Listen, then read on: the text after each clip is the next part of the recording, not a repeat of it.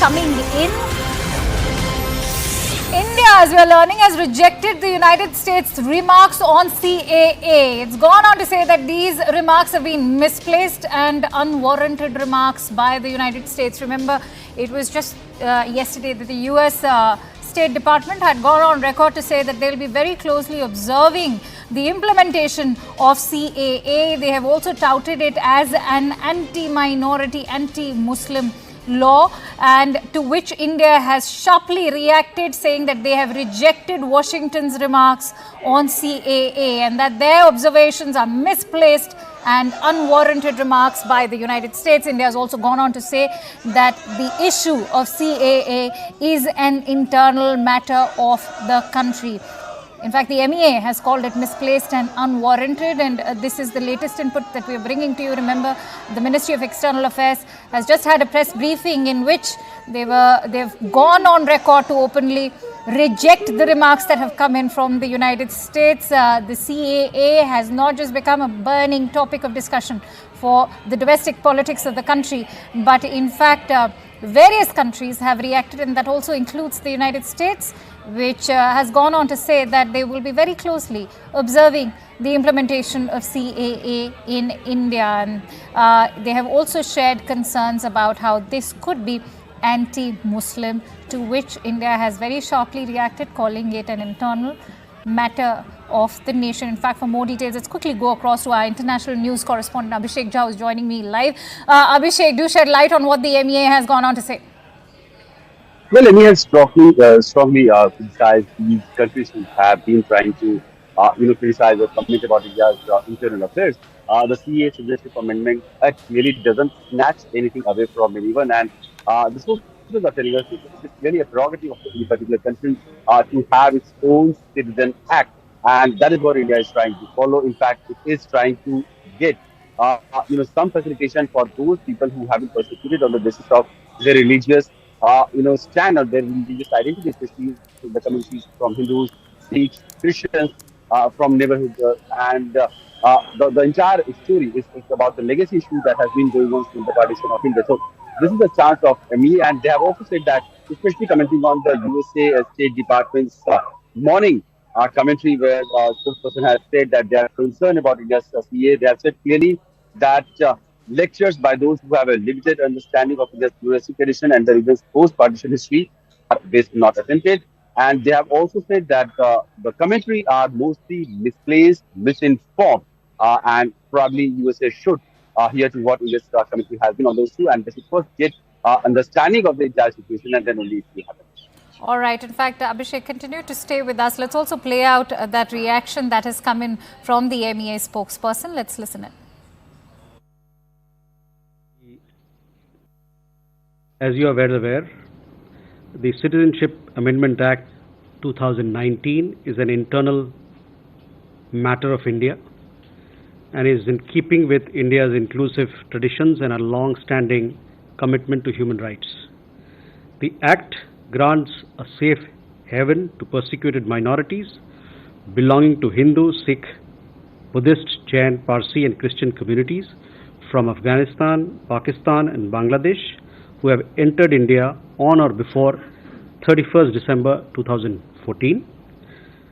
The CAA is about giving citizenship, not about taking away citizenship. So this must be underlined. It addresses the issue of statelessness, provides human dignity and supports human rights. As regards the US State Department's statement on the implementation of CAA, and there have been comments made by several others, we are of the view that it is misplaced, misinformed and unwarranted.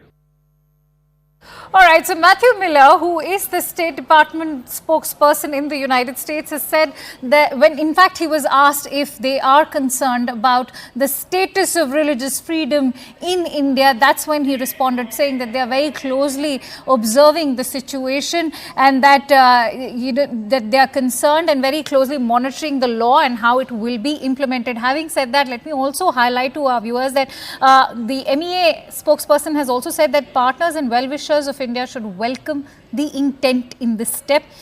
Let Abhishek, who continues to stay with us, break it down for us.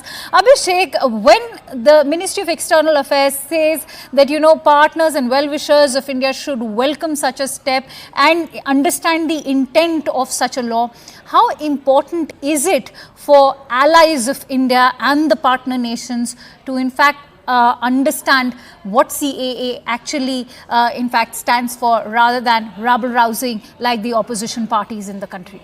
Well, Akanksha, first of all, the countries or the friends and allies of India, they should understand that Citizenship Act has been brought in by after a lot of deliberation, and it is for the favor of those communities who have been persecuted on the basis of their religious identity, especially in the neighborhood region. And the problem which has been there for like almost 80 years, in fact, the partition has been one of the reasons why these persecution has, in the first place, set in for various decades.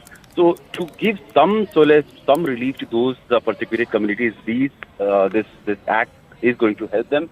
And also, these countries which are commenting on the CAA Act, mostly they have no locus standi also, because the Citizenship Act is mostly the prerogative of any sovereign country, and India has all the right and its good wisdom, it can make certain amendments or certain, facilitation for a particular community, particular people.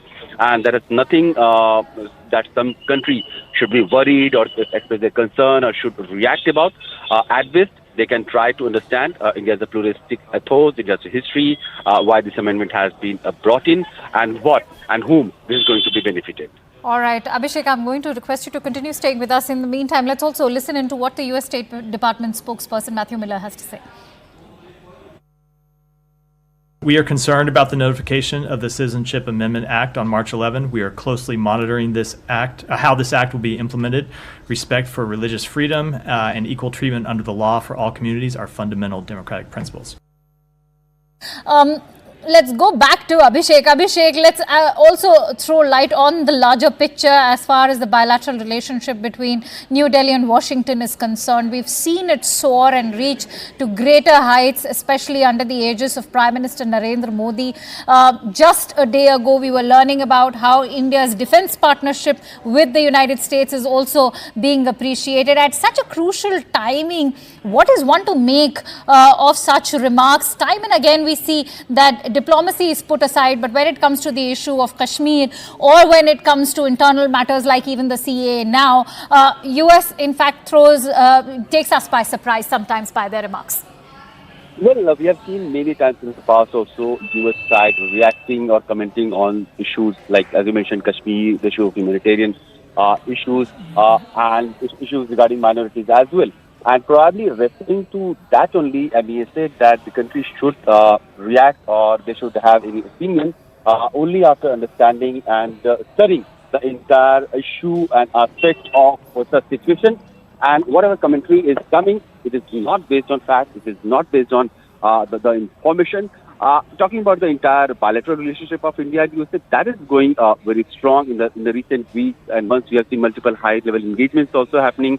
Foreign ministers of these two countries have been continuously engaged on not only bilateral issues but also issues of global and regional security matters. Prime Minister himself was in Washington just a few months ago, and then there are multiple multilateral partnerships where these two countries have been, coordinating various economic, strategic, and defense cooperation. But these are also the issues which has certain bearing on the domestic politics of certain countries, and that is the reference probably MEA was trying to make when it said that domestic political issues should not govern any country's opinion. And when USA said that they are concerned about particular community or being indiscriminated without studying or going through the law or the Amendment Act, that is where it becomes really little misinformed what MEA referred to.